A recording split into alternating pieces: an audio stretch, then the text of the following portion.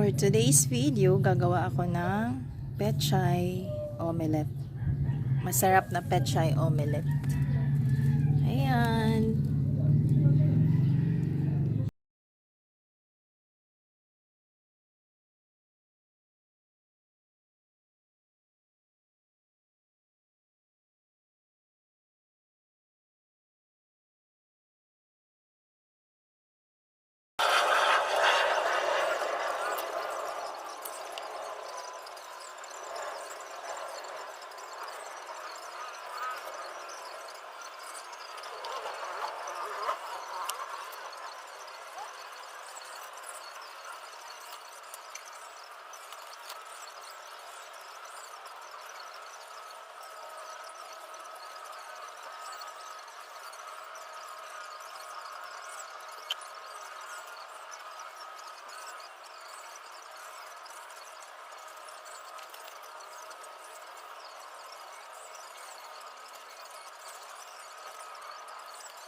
Na guys, ang aking pechay na na-harvest, ang dami niyan. So, kailangan naming madami kasi pinapapak nila yan eh.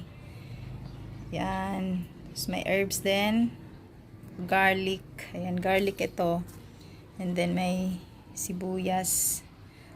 Pwede pa yung ating siling green, siling haba para maanghang. Favorite nung ano yan, pangalawa kong anak. And egg and fish sauce or patis.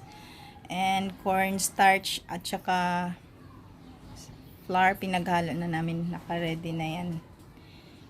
So yan, herbs, kinchay and basil, sibuyas. So sobrang dami niyan kasi nga ang tatakaw nila. And kung matakaw ka, kailangan nating magtipid-tipid or magtanim-tanim para makatipid. So, i-chop ko na tong ating pechay. Go!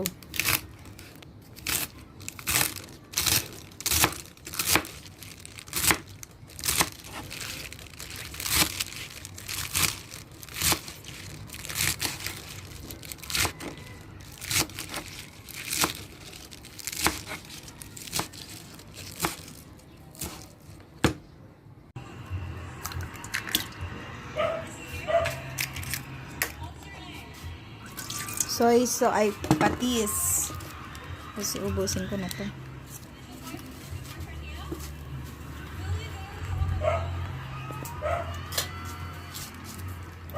Oyster sauce. Tansya-tansya lang yan guys. Kung matabang pagkaluto, pwede namang gumawa ng sausawan. Tsaka hindi rin kami mahilig sa maaalat. Matabang lang yung timpla namin. Tapos salt.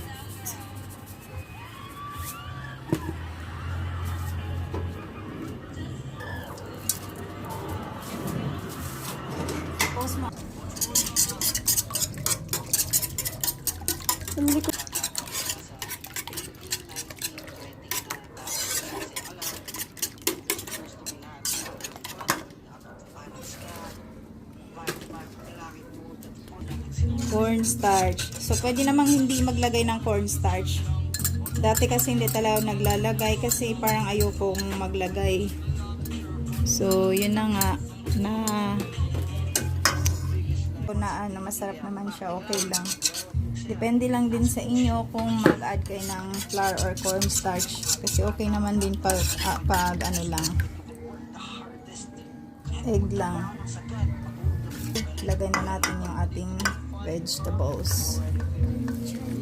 So, may mga celery, ay kinchay and ano pa ba yun?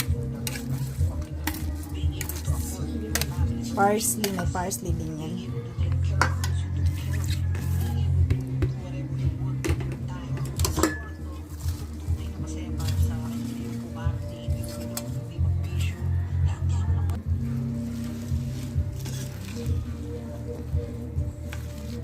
Pag gusto nyo pang may ano parang kulang pa, lagyan nyo na lang ng butter or yung flour kasi parang wala siyang ng tuyot. Mag-add na lang ako para maging torta yan. Ready na ang ating pechay. Ready to cook na. Lulutuin guys sa kahoy.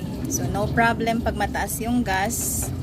Ayan, pwede kaming magluto dito sa kahoy. So depende rin yun sa lugar nyo. Baka magagalit yung kapitbahay nyo kung mausok. Dito kasi sa amin nasa kami taas, kaya hindi mauusukan yung mga kapitbahay. So pag laking probinsya ka, no problem. Alam mo yung mga tipid-tipid. Sanay sa hirap, sanay sa ganyang gawain. Add pa natin ng oil.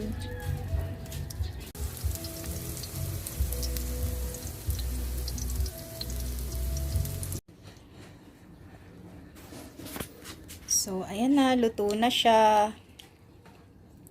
Yummy and healthy. Yan.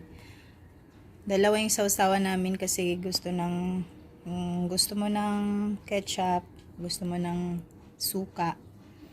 Was with red rice. Healthy. Kung gusto mong makisawsaw, gumawa ka ng sausawan. Charot. Kung mahilig kang makisawsaw. Bye guys! Huwag kalimutang mag-subscribe sa aming channel for more videos. Thank you. Bye-bye.